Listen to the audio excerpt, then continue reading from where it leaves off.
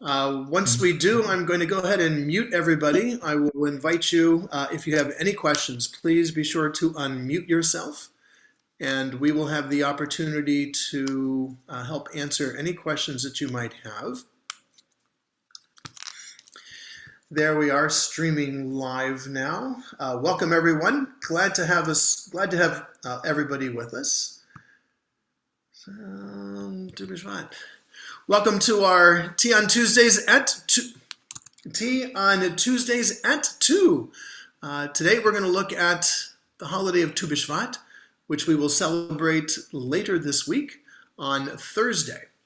And as our way of better understanding the holiday of Tu B'Shvat, we're going to take a look at the mystical origins of Tu B'Shvat. We're going to explore why we even have such a thing as Tu B'Shvat and why the mystics felt it important to create the Tu B'Shvat Seder. Again, Tu B'Shvat will be on Thursday, January the 28th this month, and this is Tea on Tuesdays at 2, and today we're going to take a look at all about Tu B'Shvat. Again, the name Tu B'Shvat really just notes the date. It is the 15th day of the month of Shvat. In Hebrew characters, Hebrew is written with the letter Tet, which has the numerical value of 9, and the letter Vav, which has the numerical value of 6. 9 and 6 gives us 15. But in order to understand why we have to have a Tu B'Shvat, let's go back to the basic concept that we have within Judaism. And that's connected to the name of Judaism and Jew, Yehuda, all of these things. In the Talmud, sorry, not Leviticus 19. No, this is Brachot 35b. I forgot to update the slide. Rabbi Hanina Bar Papa said, anyone who derives benefit from this world without a blessing, it is as if he or she stole from God and the community of Israel. This we read in Brachot, Talmud Brachot 35b is the correct source. And this goes to the heart of Judaism, which teaches us about the idea of gratitude. In Pirkei Avot 4:1, we have the teaching, a number of teaching, who is mighty, who is wise, and it goes on to say, who is rich? Those who are rejoice in their portion, those who are content with what they have. Ezehu Ashir, who is rich? One who rejoices in what they have. And so you combine this idea of if we enjoy anything in this world, since we did not make this world, since God created this world, the Creator created this world for us, it is incumbent upon us to acknowledge and to pay some sort of acknowledgement for whatever it is that we enjoy in this world. And then, of course, learning to be content with what we have. This goes to the heart of who we are. We are named, our name derives from one of Jacob's children, that of Judah, in Hebrew, Yehudah. Judah is named Yehudah because Leah conceives and she says, I will thank Adonai for, this gift of parenthood. Odeh, I will thank God. And Yehudah comes right from that Odeh. The root for Yehuda and Odeh and Hoda'ah, which is gratitude, is all contained in that. So Odeh, I will thank. Hoda'ah, gratitude. Todah, thank you. Yehudah, these words are all related and basically they mean gratitude. And so in Judaism, another way of defining Jews or translating the word Jews or Judaism would be those who express gratitude, those who give thanks. Those who give thanks, yes, to God, of course, for the world, for life, for everything. And that's what's built into Judaism. Throughout our tradition, there are opportunities to say blessings multiple times of the day for everything. You wake up in the morning, you open your eyes, there's a blessing. You sit up in bed, there's a blessing. You stand up, there's a blessing. You go to the bathroom, there's a blessing. For everything you do and everything that happens during the day, there's a blessing. You see a rainbow, there's a blessing. You see a mountain, there's a blessing. You see the ocean, there's a blessing. And so this idea of paying God, so to speak, with words of blessing is a way of expressing our gratitude, which is the essence of what it means to be a Jew, which is why there are so many blessings. And yes, there is a blessing for everything. Most important of all, our beloved Rabbi. Rabbi, may I ask you a question? Certainly, Labish. Is there a proper blessing for the Tsar? A blessing for the Tsar, of course. May God bless and keep the Tsar far away from us. And so there's a blessing for everything, and it is through our blessings and acknowledging gratitude that is at the heart of Judaism, and that's what's built and manifest in not only the Tu B'Shvat Seder, but in every aspect of Jewish life.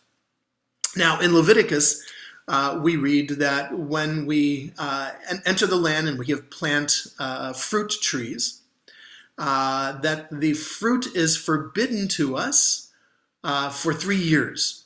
For 3 years, the fruit has to ripen on the tree and fall to the ground. It might seem a waste for us today, but in the days before advanced fertilizers, this was a way of providing a lot of nutrients for this young tree that has just been planted. In the 4th year, that fruit that is in its 4th year, you would then take and make an offering to God. Again, expressing gratitude. We didn't make the fruit trees, we didn't make the soil, we didn't make this world the way it is, and so this is our way of showing gratitude to the Creator. And then from the 5th year on, you can use the fruit however you want to. And so therefore we have to know how old a tree is and how old the fruit is. This is important. This comes about in the Mishnah. In the Mishnah, which is again the first layer of the Talmud, it identifies that there are 4 new years. There's the new year for the counting of the years. That's Rosh Hashanah. There's the new years for the king and queen, for royalty, when they are inaugurated. You know, we're living in the 5th year of King so-and-so. And so, you know, there's a time when that inauguration takes place. And there is a new year for cattle. Same thing. We have to sacrifice cattle of a certain age. They have to be less than a year or whatever. And so we have to know what the birthdays are. And since the cows and the sheep all look alike to us, you have a date upon which all the cows and all the sheep become one, and there you are.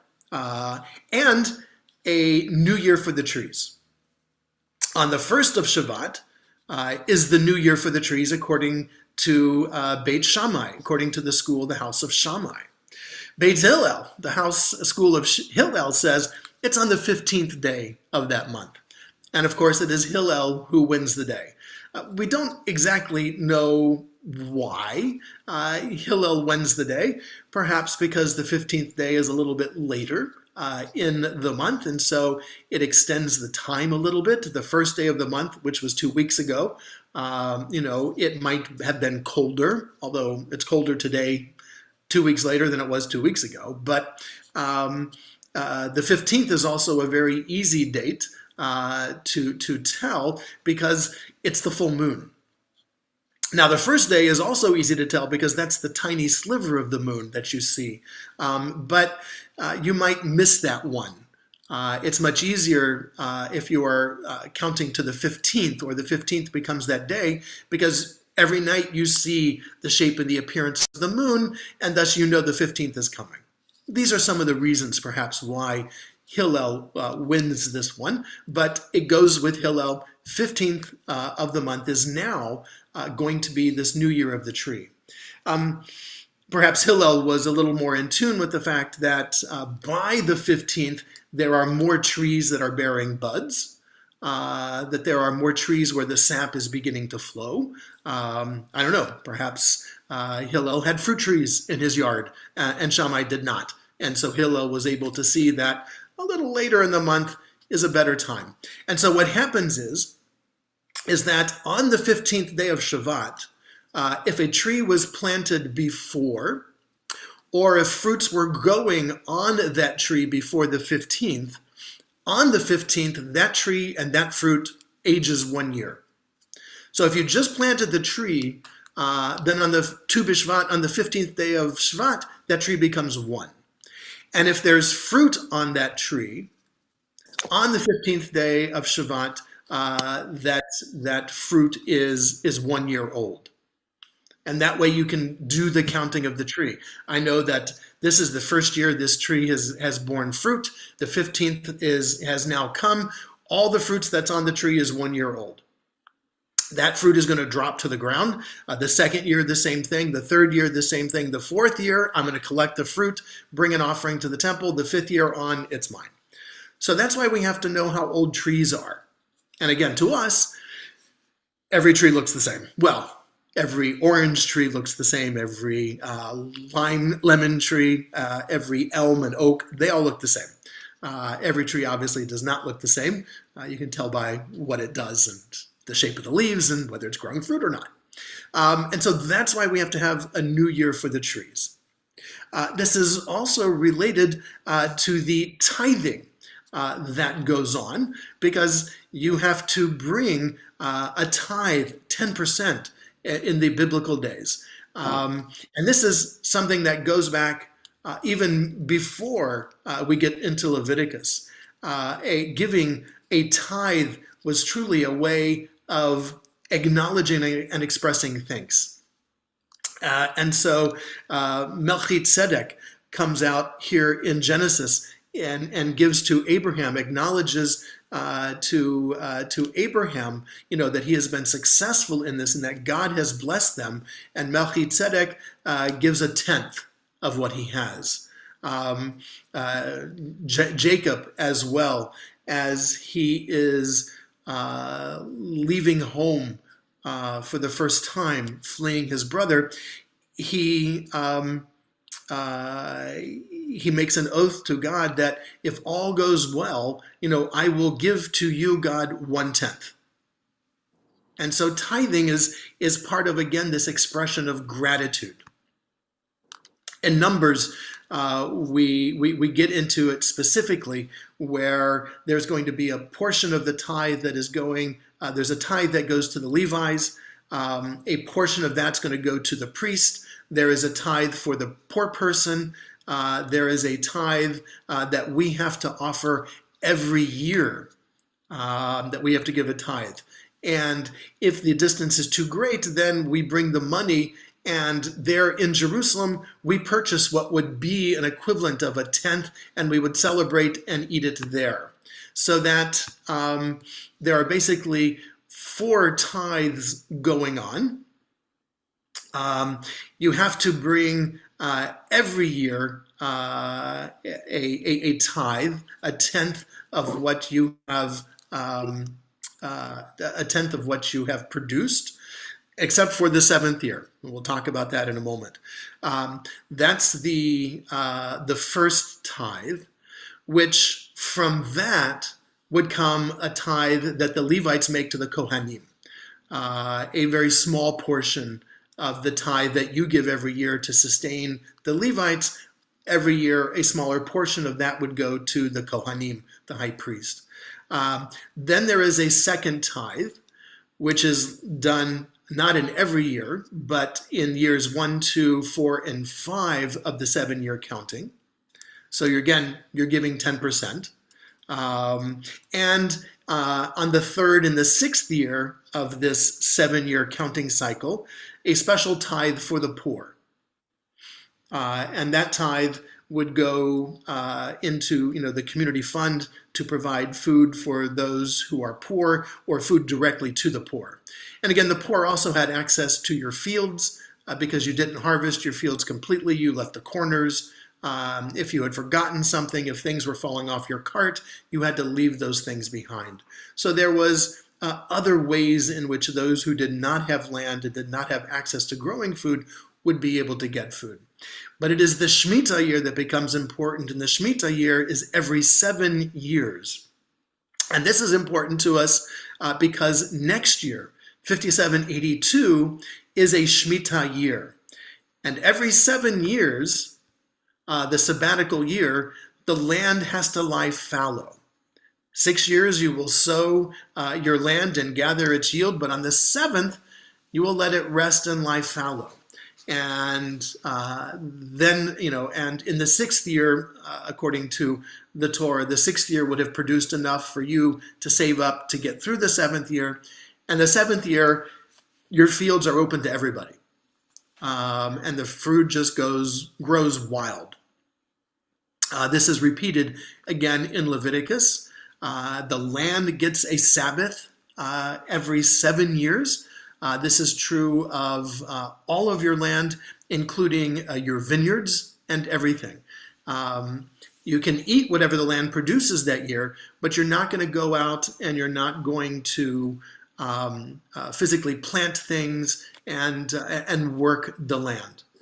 And then in Deuteronomy, the interesting thing that happens is King Josiah's reformations bring about an additional aspect on this sabbatical year, and that is all debts are annulled on this 7th year, regardless of when you would take out this loan.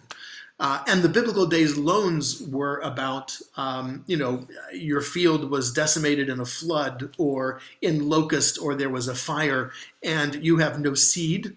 And you have, not only do you have nothing to eat this year, but you have nothing to plant next year. And so you would go to your neighbor or to the seed bank, and you would borrow seed for the next year that you would be able to plant.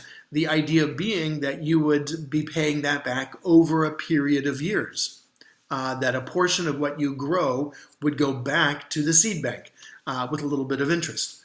And this is fine if you happen to be coming in the first, maybe the 2nd year of the sabbatical counting.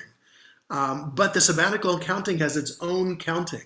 It's not 7 years after you take out the loan. No, you might go for this loan of seed or money in the 6th year of the counting, which means next year this debt is going to be annulled. And the Torah specifically forbids someone from not making a loan in the 6th year of the counting, or the 5th year, or the 4th year, or any year of the counting, saying that you're not going to regroup the principal, let alone any of the interest. Nope, can't do that. The Torah forbids that. And so this was obviously an institution that was in place within Judaism at this time, but became a much problem later on. Hillel enacts what is known as a pros boul, wherein he says, this is a great law. We're trying to live by this, but, we're living in international times. We're living with, Rome, and they certainly aren't going to, just let us wipe our debts clean. And all of these things. Worse, he is seeing people who are violating this and are not making loans and creating great hardship. And so Hillel takes this sabbatical year, all debts are annulled, and holds it in suspended animation. This is a great idea, but we can't do this now, and we hope to be able to get back to it. And of course, so much of the topic over the last several years has been with regards to the student debt. That a college education has become so incredibly expensive that, students graduate only to become indentured servants to paying off this college loan for, a period, a mortgage, even longer. So there's some validity to this idea of debt annulment, which happens to be in the year 5782, which is this Rosh Hashanah, this year in September. When we celebrate Rosh Hashanah, we're welcoming 5782, which is going to be a Shemitah year, a sabbatical year. Now, for the agricultural components, Israel, the law was held in basically suspended animation for even the land lying fallow when the majority of Jews lived outside of the land of Israel. So Maimonides writes, that this is one of these laws that when we are gathered in from our exile, we will look to restore. But until then, we don't need to worry about this. Well, now a majority of Jews are living in Israel. And indeed, when Israel becomes a modern state, there's a lot of discussion going on about what are we going to do about this sabbatical year thingy. Initially, some of the kibbutzim took 1/7 of their land and let it lie fallow every year, saying that, in our 7-year spread, we will have equated that. And of course, that didn't last for very long. And then there are those who, similar to the prohibition of owning chametz, of having any leavened products on Passover, where you would sell the chametz to your non-Jewish neighbor and then reclaim it after Passover. There have been some within the more right of the Orthodox spectrum who have worked out a formula, a document whereby for that year you really don't own the land. And so therefore you don't have to worry about it. So there's a lot of mechanisms in place to try to get around this. It's just something to recognize and acknowledge where our tradition is still wrestling with this. So we have the idea of expressing gratitude. We have the idea of making sure that, trees have the opportunity for the fruit to enrich it during its early years, that a sacrifice would need to be made for future fruits, that the land is to lie fallow, that all of these things come together. And so that's the foundation behind Tu B'Shvat. Now we need to add to this the mystical component. So we understand now why we need to have a birthday for the trees, so that we know how old they are, so that we can act accordingly with regards to the fruit and treat the fruit appropriately. We also need to know with regards to the sabbatical year, that particular year, what we can and cannot do with the fruits or the trees or plantings or those kinds of things. So we need to be aware of all of those agricultural things. We need to be aware of all the agricultural things associated with Tu B'Shvat. And now what happens is the mystics, in particular Isaac Luria, is going to add some truly deeper components to this. Now, for the mystics, reality is made up of layers. And with concentration, if you remember the workshop, the lessons we had on mysticism, through prayer or meditation or fasting or the saying of particular Hebrew words and phrases or a combination of those things, one is able to perceive the deeper and more meaningful layers of reality, the ultimate of which is that our goal for the mystics was to try to perceive the ultimate reality, which for them was God. The goal was to try to get even just a glimpse, if at all possible, because that would be all the possibilities that we could muster, would be if we caught a glimpse of the deity. And ultimate reality is what, for the mystics, this is what we're talking about. And they use the term pardes, which means paradise. Indeed, it's where paradise comes from, pardes. You can hear the English word paradise in the Hebrew word pardes. The Peshat level is the simple, the plain, this is what meets us on this surface. This is surface level stuff. We're a group of Jews gathering together during these pandemic days via Zoom to engage as a community and to learn something. But that simple layer hints at a deeper layer of this reality. Why are we doing this? Is it our need to connect? Is it our need to learn? Is it, we're bored, there's nothing else going on because, I can't go to Disneyland, and so I've got some free time available? It's hinting at something, which then brings us to the drash level. This is where we begin to really wrestle with what's going on and why we're all here in this moment, or whatever the situation is. You can apply this at any time of day. Which, if we are so lucky to have engaged in the proper exploration, we might arrive at the esoteric, the secret, the sod level. And this is perhaps just as we are searching for deeper meaning in our lives as we gather here on Tuesdays at 2, so too is God searching for us. And maybe in this encounter, as we search for deeper meaning, we might, in that process, gain better understanding about God and this ultimate reality. That's one possibility, and there are many others. So it's important to recognize these 4 layers. These are going to come back to us again, especially when we get to the Tu B'Shvat Seder, because there are 4 worlds that are taking place. But we have to spend a little bit of time with Ha'ari, the lion, Isaac Luria of Tzfat, and his teachings very quickly. In the beginning, all there was God. Yud He Vav He, Yahweh, Adonai, however we want to call this, all there was God. And in the mystical tradition, God is called Ein Sof, without end, the infinite one. So if God is infinite, the question arises is, where's the universe? Okay? If all there is God, where's the universe? And if we know there's a universe because we exist, and we see the reality of the universe. And God in the universe, for Isaac Luria, cannot exist at the same place at the same time. And so where's the universe?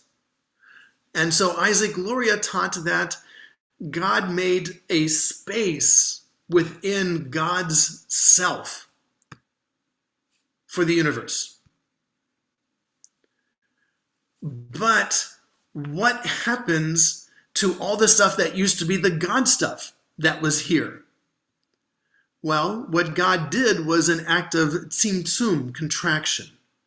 That God removed what was God from the space that now is the universe, and tried to contain it in God. It's kind of like concentrated orange juice. We remember those frozen tubes we used to get.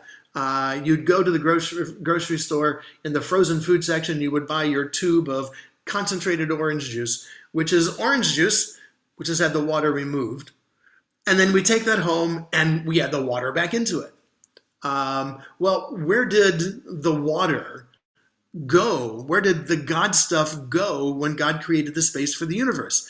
Well, it went into God, but it kept wanting to rush back into the universe. And so, now there's extra God stuff in God that's not part of the universe, and it wants to rush back in, just like the ocean wants to rush back into the universe. So God created a bunch of worlds to act as a dam, a barrier, to hold back the extra God stuff so that the universe would exist and that God would exist. But the problem is that those worlds, those early worlds that were created to be like a dam, were not enough, not strong enough to contain all of the overflow of God that wanted to rush back into the universe. And so what happens is it does exactly that. It crashes back into the universe, breaks those worlds, Shvirat HaKelim, breaks up those earlier worlds, which traps in those worlds the essence of God. And so these shards, the klipot, go into the universe, and this turns out to be what the universe is made out of.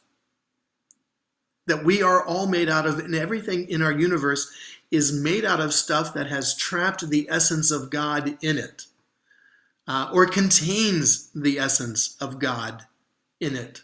According to string theory, matter is energy. At the heart of matter is energy. And so Isaac Luria's teaching now has found a modern theory to back it up, that if God is the energy of the universe, then the energy that is in our matter is this essence of God, of which we and the universe are all comprised of. So now the universe is now made up of all of this God stuff that is contained within all of the matter around us. And when we do good deeds, when we say blessings, we free the essence of God that has been trapped in those klipot and those shards.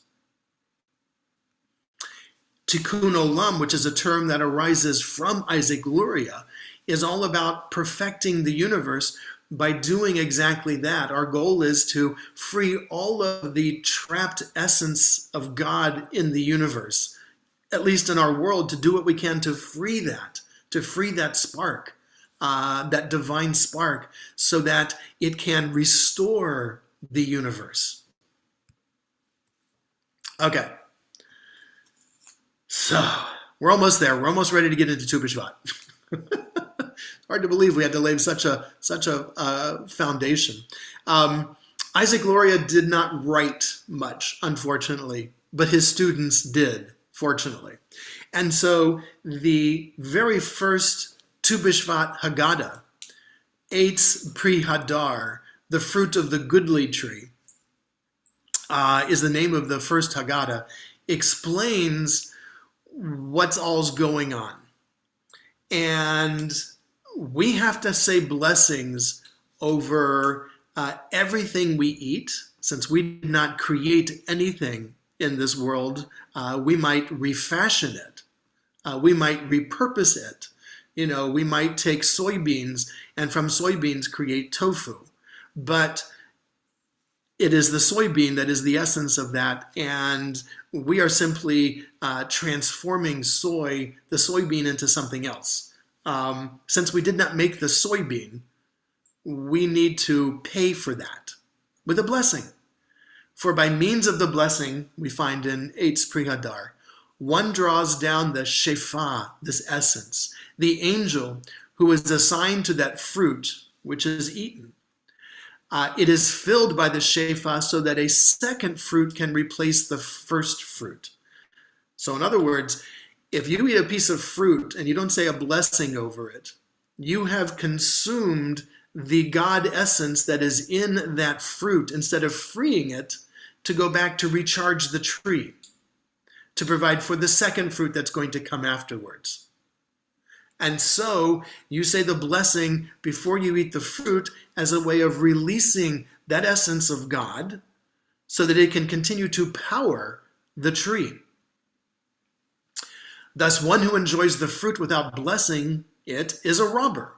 For though eating an aspect of creation without blessing it, he eliminated the spiritual element that it contained.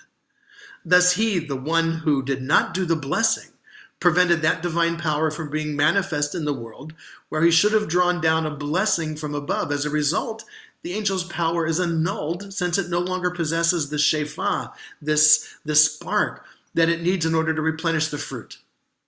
And so this person is called a robber, because not only did you eat the fruit without paying for it, but you have denied the energy to this tree from this fruit that you have consumed by not saying the blessing. So this is part of the mystical thought behind the power of blessing. Not just the stuff that we eat, but when we say the Shema, when we do a worship service, we are releasing sparks around us. Maybe those sparks are trapped in us. And so in so doing, we are recharging the creative force of the universe. And when we consume without gratitude, when we do things without that payment, we are taking energy out of the universe instead of returning energy to the universe. And so this lays the foundation then for the Tu B'Shvat Seder. For the rabbis, and especially for the mystics, especially for Isaac Luria, fruit represents the essence of these klepot, these shards, in a variety of ways. It is noted, especially in the Zohar and other mystical writings, that there are 30 different kinds of fruit that are all grouped together in groups of 10. So there's 3 groups of 10 fruits. And Isaac Luria is going to put them into 3 of these worlds. Olam HaAsiyah, the world of action or the world of doing. Olam Yitzirah, the world of formation. And Olam HaBriyah, the world of creation. The highest of them all is Olam HaAtzilut, the world of essence. So the world of action or of making, Olam HaAsiyah, is the lowest. This is the world that we encounter. This is where creation is manifest. This is where things happen. This is where things are made. Trees bud and fruit grows, and humans are born and humans grow. Animals are born, animals die, all of that. That takes place in this world, the world of action, the world of making. Olam HaYitzirah is the world of formation. This is sort of the blueprint, if you will, of what the world of action should be, which is higher than and closer to God than the world of action. The world of Bria, the world of creation, this is where the energy exists that gives rise to the blueprints of the formation that gives rise to the world of action. A lot of this is very Platonic philosophy as well. There are patterns in the heavens, and this universe represents a poor reflections of those perfect patterns. Finally, you get to the world of essence, Olam HaAtzilut, and this is, where it all starts. This is part of the Godhead. So, let's take a look at the fruit of the world of making, the world of Asiyah, the world of action. The fruit in this world are like pomegranates, walnuts, almonds, coconut, acorns, pine nuts, peanuts, chestnuts. What do these fruits all have in common? They all have a hard exterior, an inedible exterior. You don't eat the skin of the pomegranate, you eat the seeds and the meat of the pomegranate. The walnuts, almonds, pistachios, chestnuts, hazelnuts, acorns, coconut especially. These all have hard shells on the outside.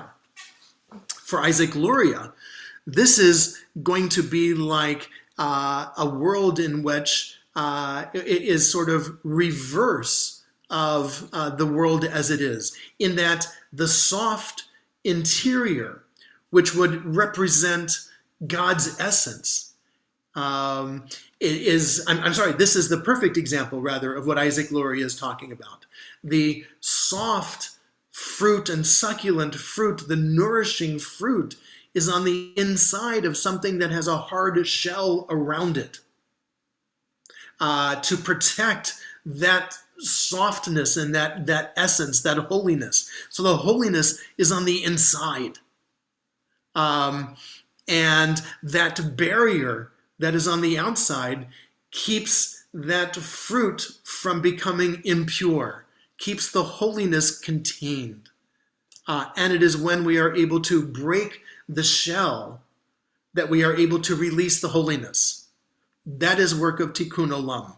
When you say the blessing, you are releasing that holiness. When we do mitzvot, we are releasing the holiness. So this fruit with the inedible shell and the soft interior, this is the reality in which we live.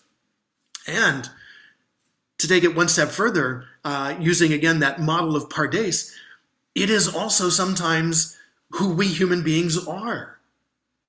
Sometimes we put on a hard shell around us for a variety of reasons.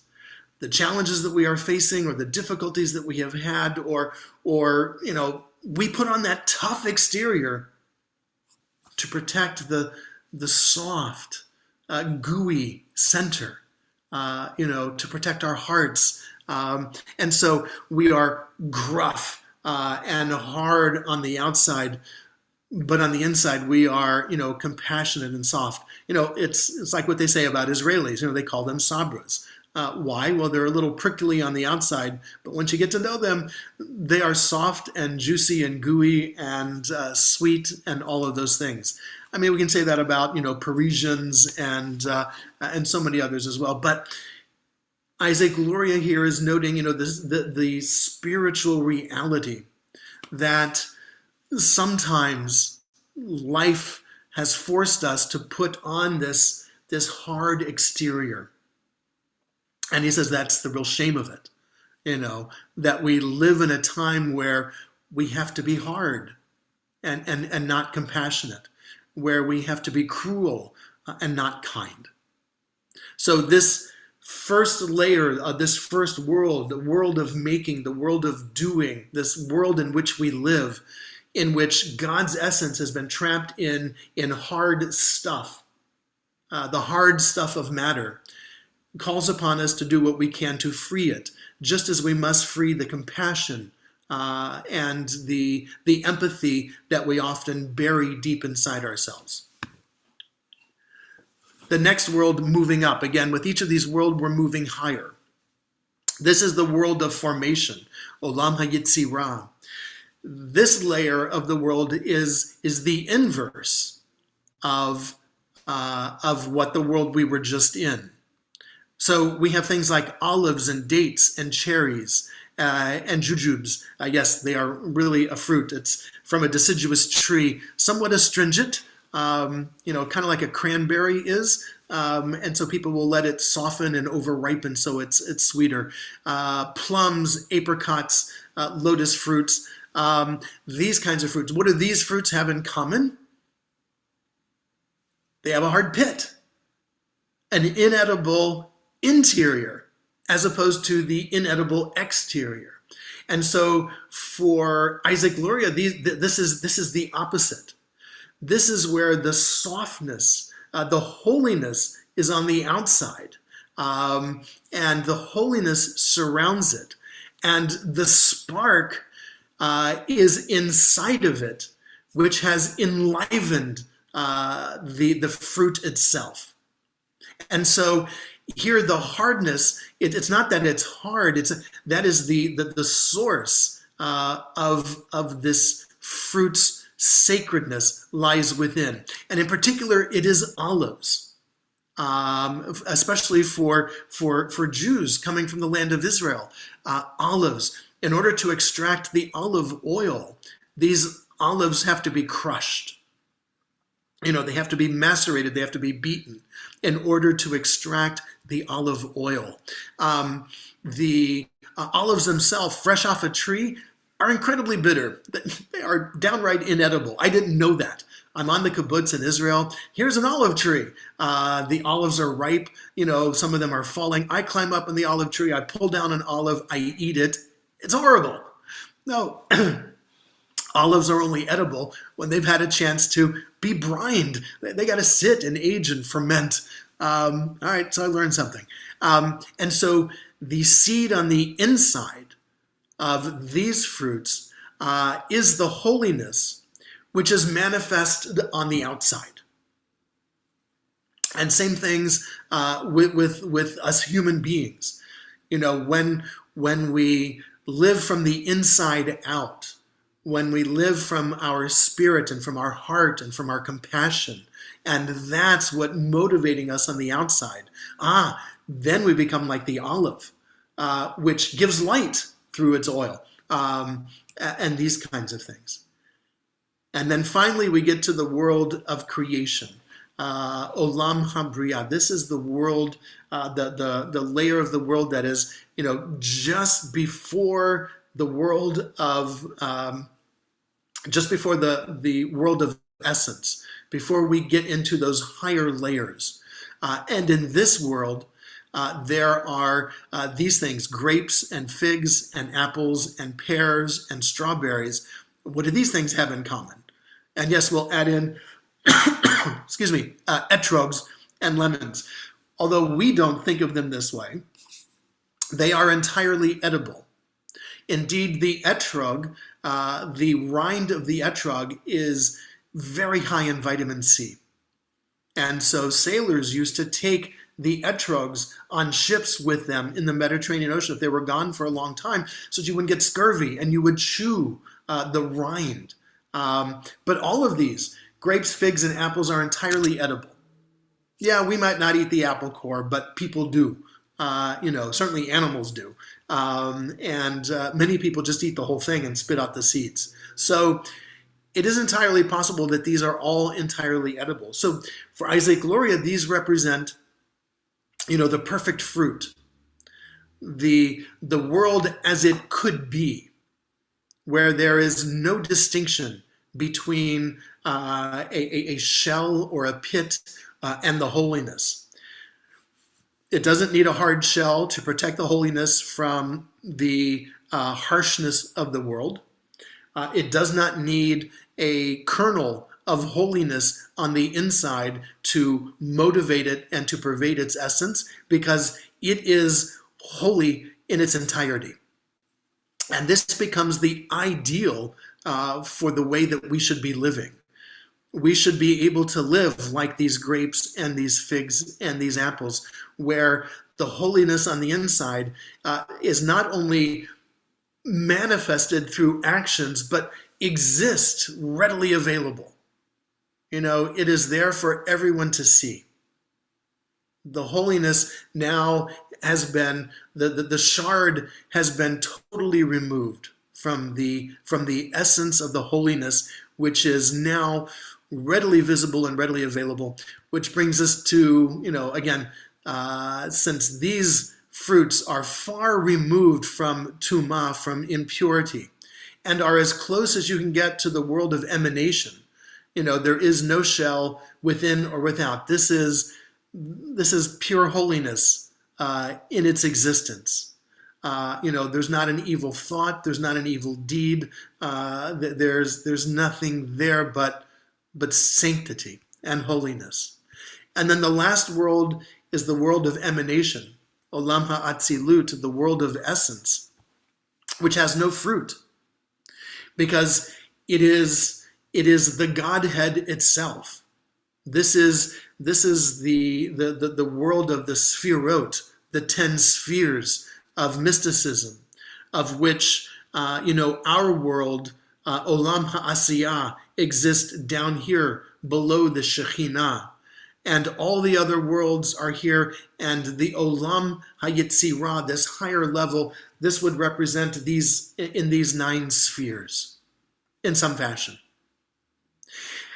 And so this then becomes part of the mystical concept of Tu B'Shvat, in that it's not about fruit. Yes, it's about trees, but it's not about trees. It is about the human being. It is about the universe. It is about holiness. It's about creation. And it's about our obligations to do what we can to free that holiness and to make it alive as much as we can in this world, as imperfect as it is, so that it might echo up those other worlds and connect us all together again. And so this seems to be what Isaac Luria was trying to do with this Tu B'Shvat Seder, and what the mystics then later took on with regards to this holiday. Here's an opportunity for us to find ways to make manifest the understanding that we human beings are living in a very complex world. And more often than not, we only spend time on the surface level, on the pshat level. But if we are able to, And for Isaac Luria, one of the ways to do that was through this Tu B'Shvat Seder, by doing things purposefully and exploring the deeper meanings of something as simple as fruit. This is a great sermon. You take a fruit and you preach a sermon on it. So he took 3 different types of fruit and created a whole ritual on it that ties into the human being and the world in which we live, and the aspects of holiness that are right there waiting for us to release and free. That's what the Tu B'Shvat Seder is really all about. And so we celebrate it with fruit. Yes, why? Because this is how children can relate to it. But in our Tu B'Shvat Seders, in our religious school, we talk about these 4 worlds. We talk about the world of Asiyah and the world of Yitzirah and the world of Bri'ah and the world of Atzilut. We talk about those 4 areas of existence. And we talk about the shells on the outside. And we talk about the essences trapped on the inside. And we try to draw that fruit to the human being and to understand how that fruit represents who we are in so many different ways. And then, yes, thanks to Brotherhood, we would have a lovely falafel lunch. And so there we have it, my friends. A spiritual look into the holiday of Tu B'Shvat. Thursday we celebrate Tu B'Shvat. Here's some suggestions for you at home. Find these different kinds of fruit. Get fruits with a shell or some sort of inedible exterior. And by the way, if you need grapefruits, Joyce Kessler has a grapefruit tree that is just beaming. I've already helped myself to some. And so get some fruits that have an inedible exterior. Get some fruits that have inedible pits. Get some fruits that are entirely edible. Say a blessing over them. These fruits all grow on trees. The Hebrew word for tree is eitz. The blessing is Baruch atah Adonai Eloheinu melech haolam, just like all of our blessings begin. Borei, creator of, peri, fruits of, ha'etz, the tree. And that's the blessing you say. And with that blessing, you release that spark of holiness, re-energizing the fruit trees so that they can continue to produce fruit for us. Happy Tu B'Shvat, everybody. Thoughts, comments, questions?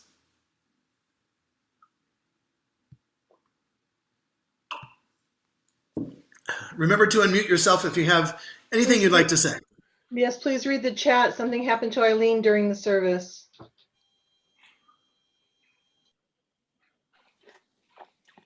Oh, okay.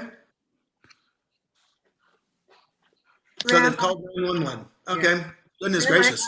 I had a question because, all the things that are in the Talmud and the Bible, they all have some reason for being, whether we celebrate them now or not, there is some reason that they were developed that way.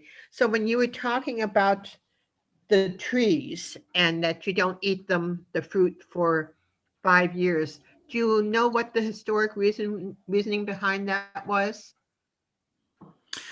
No. The Torah just says years 1, 2, 3, the fruit grows on the tree and falls, which again, in the days before, the fertilizers, this was a great way to reintroduce nutrients into the soil. Year 4, you would make an offering. And from year 5 on, you can do whatever you want with the fruit.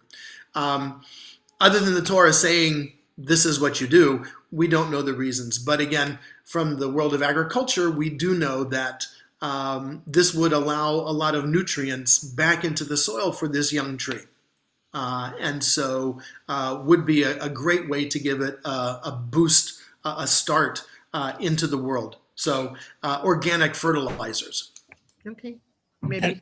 Rabbi, Yeah. this is Doug. Another reason is most fruit trees don't mature enough until that 4th or 5th year. Ah. And therefore, there's not enough fruit on it to be profitable or sustainable. So if you Great. wait those 5 years, you will have a decent crop. and not spend too many man hours for nothing. Okay, that makes sense. Excellent. Thank Doug, you, Doug. thank you. Yep, thank you. So it gives the tree an opportunity to really start producing. It gives the tree the opportunity to mature a bit, and perhaps would lend to, greater quality of fruit.